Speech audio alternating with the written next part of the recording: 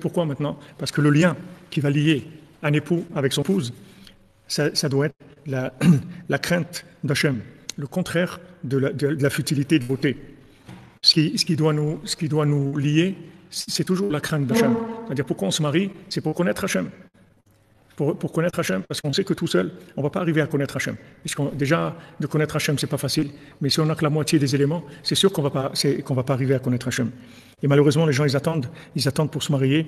Ils ne savent pas que chaque jour qu'ils se marient, ils acquièrent des mauvaises habitudes de faire des choses seuls. De faire des choses seuls, de pas laisser la place à quelqu'un, à son conjoint. Laisser la place à son conjoint pour qu'il amène ce qu'il doit amener. Comme Raphaël à la Shalom. Il nous avait dit que quand il était dans les camps de travail, il portait des rails pour les chemins de fer. Maintenant, il fallait qu'il porte le rail tout seul. Il les garde, il ne laissait pas porter à deux. Parce qu'il disait, à deux, c'est pas du boulot. Il disait comme ça, mais c'est pas du boulot de porter à deux. Alors lui, il avait fait le lien avec la Torah qui nous dit que maintenant, Shabbat, quand on fait un travail à deux, alors ça ne s'appelle pas un travail. Parce qu'en fait, on l'a fait à deux. Qu'est-ce qui s'appelle un travail? C'est qu'on l'a fait tout seul. C'est-à-dire que maintenant, une personne seule, elle doit créer une simulation de ce qu'aurait fait la personne du conjoint. Que ce soit un homme seul ou une femme seule. Elle doit remplacer ce que doit apporter l'autre. Et c'est de vivre seul. D'abord, c'est épuisant. Et en plus, c'est déroutant. C'est-à-dire ça amène la personne à faire des choses qu'elle ne doit pas faire. C'est pas à elle de faire ça. Il doit laisser la place à son conjoint. Et son conjoint, il va faire toutes ces choses-là. Tout ce que l'homme il doit faire ou la femme elle doit faire, il ne doit pas faire le travail de l'autre. Chacun il doit faire son travail. Et avec ça, on arrive à Echad. Mais quelqu'un maintenant qui est tout seul, comment il va faire tout seul? Il ne peut pas vivre à moitié. Donc il va faire toute la partie qui lui manque, et ça va lui déformer sa façon de vivre. Il va être déformé. Il va pas avoir une attitude normale.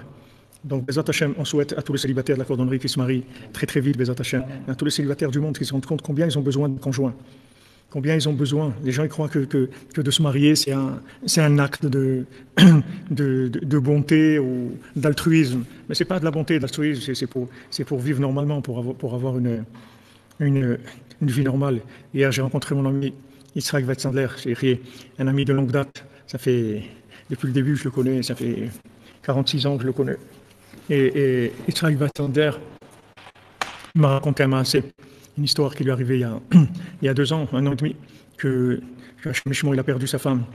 Quel âge il doit avoir? Il est plus âgé que moi, il doit avoir 70 ans, 72 ans.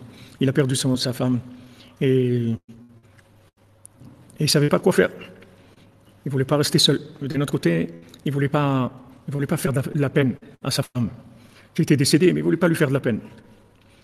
Alors il m'a raconté que quand il était sur la tombe de sa femme, à l'enterrement ou après, aux 30 jours, il lui a dit qu'est-ce que tu veux?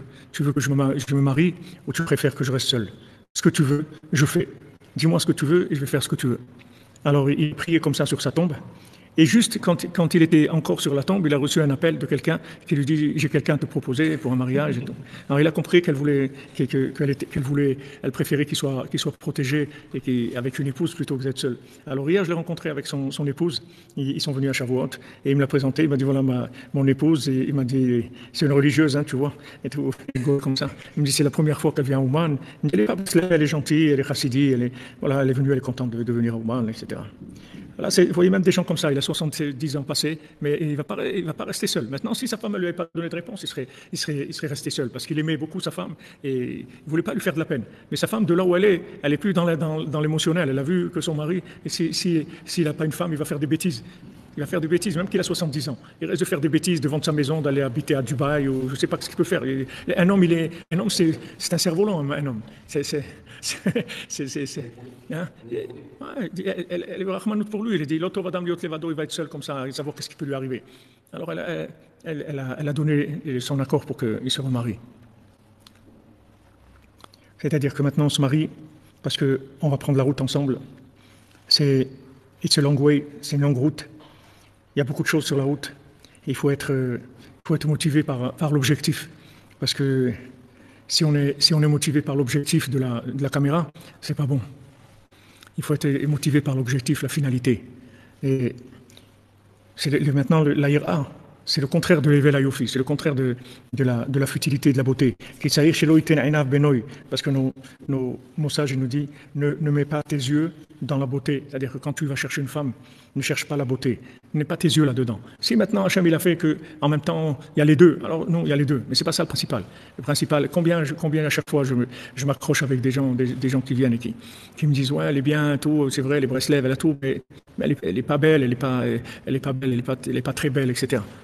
Mais les gens qui ont choisi, je peux vous dire que ça fait quelques années que je tombe dans la marmite. Je peux vous dire que les gens que j'ai vus, qui se sont mariés, qui cherchaient la beauté, ça leur a coûté très très cher leur vie. Ils ont eu des vies terribles, horribles, les gens qui cherchaient ça. Mais les gens qui ont cherché la Hirat Hashem, Isha Hirat Hashem, qu'est-ce que cherche une femme qui craint Dieu? C'est tout. Une femme qui craint Dieu, elle est belle automatiquement. Mais c'est pas une beauté que tu vas voir à Hollywood. La beauté de Hollywood, c'est des beautés de monstres, c'est des monstres maquillés, mais c'est des monstres. Ils sont pas beaux du tout, c'est des monstres. Ils sont horribles. C'est des monstres déguisés, maquillés. Mais une femme qui a la crainte d'Hachem, elle est belle. Seulement sa beauté, elle va pas se révéler sur les photos quand elle va se promener aux Champs-Élysées. C'est pas là-bas que sa beauté va se révéler. Sa beauté va se révéler quand tu vas commencer à travailler, à construire le foyer, à allumer les bougies de Shabbat, à commencer à rentrer de la doucha dans la maison. Tu vas voir que la femme, elle va devenir la femme la belle du monde. Même si au départ, comparée à une vedette hollywoodienne, elle n'avait pas l'air très en rapport avec ça.